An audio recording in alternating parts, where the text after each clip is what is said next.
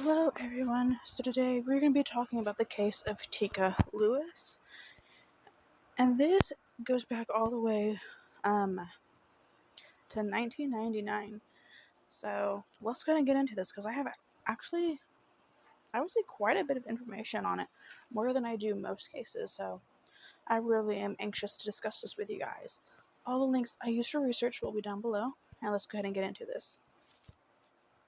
So Teekah was only 2 when she vanished from the New Frontier Lanes bowling alley in Tacoma, Washington while out with her family on January 23, 1999.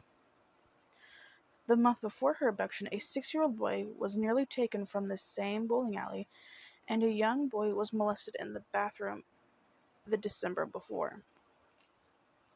On the evening of January 23rd, Teekah was with multiple family members at the bowling alley, which was actually pretty busy that night because it was league night. The family was positioned near the center of the lanes, occupying lanes 7 and 8. There were multiple kids with them, so family members were taking turns keeping an eye on Teekah and others who kept wandering around the lanes and the arcade area. Teekah was at the claw game and won a teddy bear, which she would give to her younger sister. She would go back to the claw machine game multiple times, using coins that she had left over from her Christmas money. By 10 p.m., she had vanished. There was a 15-hour extensive search, but there was very limited clues about where she went. A witness would come forward and tell police that an unidentified individual in a maroon Pontiac Grand Am sped out of the parking lot around the same time it was discovered that she was missing.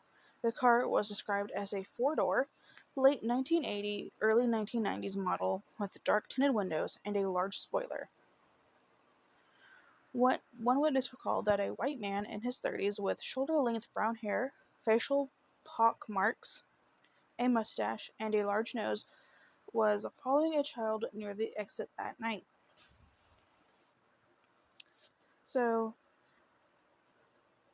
this is going to be a quote from Teresa, who is Teekah's mom. And she said, "I'm not giving up until my daughter is found." And then she says Teekah was a mama's girl and had been next to her until it was her turn to bowl. She asked her brother and then boyfriend to watch her, but when she turned around to check on her, she was gone. And she says, "They said they didn't see anything, so whoever took her within seconds." And honestly, I know we hear this all the time when it comes to children. That when they're taken, it just takes that one glance away, that couple seconds that you're not paying attention to them, because people can snag them up really quickly. And unfortunately, I think that might have been the case in this situation, because it really was within seconds in a packed bowling alley. So 2 months prior, a 4-year-old boy was molested in the restrooms. A security guard claims he saw the person in the bowling alley previously and assumed that it was the boy's father. Earlier in the day of her disappearance, an unidentified man tried to abduct 2 kids from a local park about a mile from the bowling alley. The man was chased away, but it was reported that he was driving a blue 1995 Pontiac Grand Am. So the question is, could the color have just been mistaken, and that this is the same person who took Teekah? Was this man in the blue Pontiac Grand Am the man that took Teekah, possibly molested this boy and tried to abduct 2 other children from the park? Unless there's several weird men, creepy men, doing this to little kids in the area, it kind of feels like maybe it's the same person, So, I don't know if it was like a dark blue or what, but if it was at night, maybe blue could have been mistaken for maroon. So, that's just kind of like the question, was the color mistaken? Because they were like, it was a maroon Pontiac Grand Am that sped out of the parking lot, but here it was blue, or maybe the person had multiple cars. So there has been no evidence or even a body found. So police think it's likely that she could still be out there. They would actually mow down wetlands and use dogs in the search for her. On January 26th, search dogs led investigators to a pile of men's clothing stashed underneath a bush across the street from the bowling alley. They believed they hadn't been there long and described the items with a IS or JS written on the back label, but they couldn't be tied directly to her case. There would be vigils held, and her family would even work with legislators to pass Teekah's bill that created a multi-agency task force within the Washington State Patrol responsible for accompanying local and regional law enforcement when dealing with reports of both missing and exploited children. There was a potential break in 2001 when the body of an unidentified 4-year-old girl was found in St. Louis. But Teekah's DNA was tested as a potential match, but it was not a match. On December 1st of 2022, Tacoma police and Teekah's family released a new face progression photo of her, who would have been 26 years old. Currently, the case is unsolved and no arrests have been made.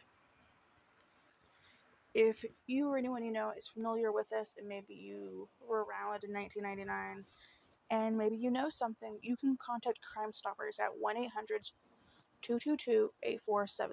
Crime Stoppers, that is 1-800-222-8477. So let's talk about this case.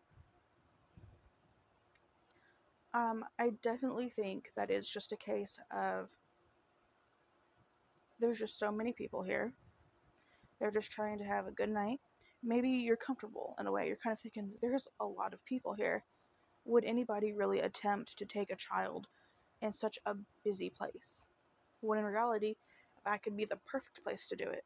Because the more people there are, the less you maybe recognize people, the less you notice people throughout the night. So maybe someone can sneak into the bowling alley, not there to really do anything, but to take a kid, be a weirdo. They saw Teekah, she was wandering away maybe, and they snagged her like that. And even though it was a very busy night, there are so many people there that maybe you didn't really notice this person hovering too closely. Whereas if it was fairly empty, you'd probably remember faces a bit more. I don't know about you guys, but when I'm somewhere and there's not a lot of people there, it's easier for me to remember people that were there versus when it was super busy. When something is super busy, I feel overwhelmed and it's just harder for me. So maybe they decided that this was, their chance and they took her. And it's super sad because, like I said, I do think this is a case of, Teresa just had her back turned for a second and this person took that chance and that's all it took. And Teekah was very young. She was only 2. So it's not like I highly doubt she could even talk or even very well. So it's not like she really knew to get their attention. And by the time they noticed she was gone, someone noticed that maroon car speeding out of the parking lot.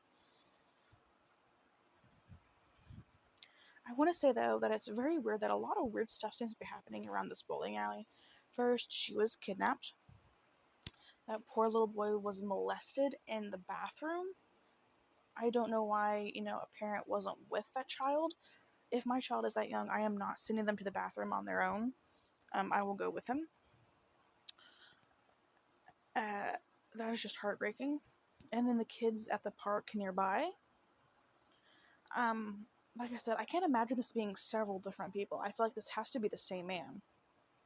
Maybe he's borrowing cars, maybe he got his car painted, maybe he has multiple cars, or maybe they just mistook the color of the car and he decided to be ballsy and go back for kids. Because I can't imagine it being several different people doing this. I feel like maybe 1 or 2 dudes, but I feel like it might be the same guy. And I can't believe after all this time, just nobody saw him. Nobody saw him in the park. The security guard, with the boy in the bathroom. Like, it's just really wild to me that since 1999, nobody has identified this man that we know of.